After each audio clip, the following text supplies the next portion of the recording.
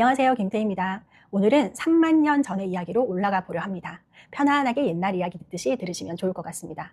1940년 프랑스 한 시골 지역에서 4명의 소년이 어마어마한 장소를 발견하게 됩니다.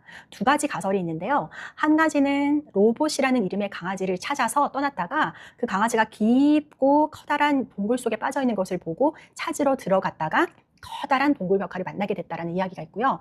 또 한 가지는 모험심과 평소에 호기심이 넘쳤던 이 소년들이 지역에 있었던 그 동굴을 끝까지 우리가 한번 찾아가 보자라고 해서 깊이 들어갔다가 동굴 벽화를 발견했다라는 이야기도 있습니다. 어찌됐든 간에 이 소년들이 깊이 여러 갈래로 갈려진 길을 따라 방을 따라 더 깊은 곳으로 들어가 보니 그곳에는 어마어마한 동굴 벽화가 숨어져 있었습니다. 무려 회화 작품만 한 600여 점이 됐고요. 조각 작품은 15,000여 점이나 됐습니다. 지금이라도 살아서 뛰어다닐 듯한 커다란 말과 튼튼한 황소와 그리고 커다란 뿔을 가진 사슴 그림들이 그곳에 가득 있었던 것입니다. 무려 17,000여 년 전에 그려졌던 라스코 동굴이라는 곳이었습니다. 그 비슷한 시기에 스페인에서는 알타미라 동굴 벽화가 발견되었고 프랑스 남부에서도 쇼베 벽화가 추가로 발견되기도 했습니다. 자, 이 벽화들을 통해서 그때까지만 하더라도 예술적 기회는 아주 단순하게 선을 긋고 점을 찍고 하던 단순한 기회에서부터 현대에 이르는 복잡한 단계의 기술로 진화했을 거다라고 생각했던 그 생각들이 완전히 무너지게 됩니다. 왜냐하면요, 그곳에는 이미 완성도가 아주 높은 자연의 그림들이 그려져 있었기 때문입니다. 자, 여기서 이상한 게 하나 있습니다. 이 그림들은요, 동굴의 입구, 그러니까 집으로 쓰여졌던 그 동굴의 입구가 아니라 사람이 살지도 않는 더 깊이 들어가야 하는 곳에 바로 있었다라는 것입니다. 한마디로 장식하려고 했던 것도 아니고요. 편하지도 안전하지도 않은 그런 위험한 굴 안쪽에 이걸 그렸다는 겁니다. 자, 생각해 볼게요. 그때는 인간이 예술을 하기에 아주 녹록한 환경이 아니었어요. 빙하기였고 언제 우리가 수렵과 채집을 해서 음식을 섭취할 수 있을지 생존 자체가 걸려있는 아주 먹고 살기에도 힘든 시기였다는 거예요. 그럼에도 그렇게 먹고 살기 급급한 사람들이 세상에 없는 상상의 존재를 조각하기도 하고 동굴 깊은 곳으로도 들어가서 그림을 그렸다, 조각품을 남겼다. 도대체 왜 그랬을까요? 흥미로운 연구도 있어요. 여기에 남아있는 이 손가락의 길이, 손가락의 비율을 분석했더니 손가락의 이 상당수가 여성의 것으로 추정이 됐다고 하는 것입니다. 우리가 흔히 상상할 때는 사냥을 하고 돌아온 남자 화가가 이 황소와 말과 그리고 이 사슴을 그렸을 거다라고 생각했는데 그런 이미지가 많이 흔들리는 대목이기도 하죠. 프랑스 남부에서 발견된 쇼베 동굴 벽화에서는요, 더 오싹한 장면이 나왔습니다. 바닥에 곰뼈가 널려 있었고요. 그 옆으로 어린아이들의 발자국이 남아 있었다는 겁니다. 한마디로 그 쇼베 동굴 벽화를 보여주기 위해서 누군가 아이들을 데리고 횃불을 들고 곰이 살던 깊은 곳까지 들어갔다는 겁니다. 당시에 아이들의 미술관 체험 그리고 박물관 체험이 아니었을까 이런 생각을 할 수 있겠죠. 그러면 도대체 왜 그때 사람들은 동굴에 그림을 그렸을까요?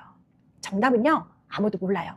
하지만 학자들의 추측은 몇 갈래로 갈리고 있습니다. 첫 번째는 사냥 주술설인데요. 당시에는 내가 잡고 싶은 동물 그리고 내가 사냥하고 싶은 동물을 그리면 사냥이 잘 될 것이라는 믿음을 가질 수 있었을 거라고 합니다. 그래서 그림이 바로 곧 현실로 반영될 것이라는 그런 주술적인 믿음을 가지고 그림을 그렸을 것이라는 겁니다. 두 번째는요, 샤머니즘설입니다. 깊고 어두운 동굴은 영적 세계로 들어가는 문이 될 수 있었겠죠. 횃불을 들고 안으로 들어가고 하다 보면은 그 안에서 어떤 그림자라던가 어떤 환영을 가지고 많은 영적인 세계들을 접할 수 있었을 텐데 벽화는 그 안에서 보는 환영의 기록이나 혹은 환영의 증거가 아니었을까 이런 가설도 있습니다. 세 번째는 기록과 이야기설입니다. 세대를 넘어서 지식과 신화를 전했던 인류 최초의 어떤 다큐멘터리 이런 것이 아니었을까 생각을 하는데요. 가설은 달라도 공통점은 하나 있습니다. 모두가 먹고 사는 그 너머의 일이었다는 겁니다. 예술은 그때나 지금이나 먹고 사는 것과 결부되어져 있는 일은 아니지만 먹고 사는 것과 병행하고 어떨 때는요, 예술 덕분에 이 먹고 사는 것에 힘을 내게 해주는 바로 그런 것이 아닐까 생각하게 만드는 그런 대목입니다. 자, 그래서 예술이란 도대체 이 오래된 인간들에게 무엇이었을까요? 놀라운 건 타이밍에 있습니다. 인간이 그림을 그리기 시작한 때와 인간이 인간다워진 때가, 그러니까 한마디로 인간이 상징을 다루던 때가 거의 같다라는 겁니다. 그 전까지는요, 인간은 상징을 다루지 않았어요. 그냥 인간은 본능에 충실한 그냥 금수 중에 하나였을 수도 있어요. 하지만 어느 순간부터 인간이 그림을 그리고 장신구를 달기 시작하고요. 그리고 사람이 죽었을 때 사람을 묻고 꽃을 놓는 의식, 다양한 기호와 의미에 있는 의식들을 행하게 됐다라는 거죠. 그러니까 예술은 생존을 다 하고 나서 남겨졌던 어떤 잉여적인 활동이 아니라 예술이 곧 인간다워진 증거이자 생존의 하나의 방식으로, 의식으로 자리 잡았다라는 것을 알 수가 있습니다. 자, 우리가 한번 아이들을 동굴로 데리고 갔던 그 발자국을 떠올려 볼까요? 예술은 어쩌면 그때부터 혼자 즐기는 게 아니라 다음 세대에게까지 건네주고 보여주고 그리고 가르쳐 주었던 것이 아닐까 생각을 합니다. 결국 예술은 재능 있는 소수의 사치가 아니라 인간이 살아남고 서로를 잇기 위해서 발명된 기술이다라는 것을 이해할 수 있습니다. 결론을 내리자면요.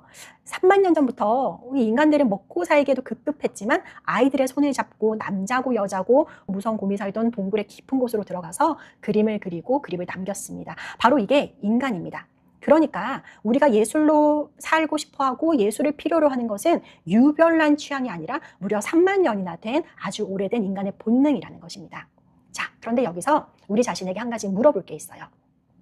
요즘 그리고 최근 현대 여러분들의 동굴은 무엇이냐 하는 것입니다. 어쩌면 우리는 이미 저마다 높은 담을 쌓고 자기만의 동굴에 갇혀서 살고 있는 건 아닌가 생각을 하는데요.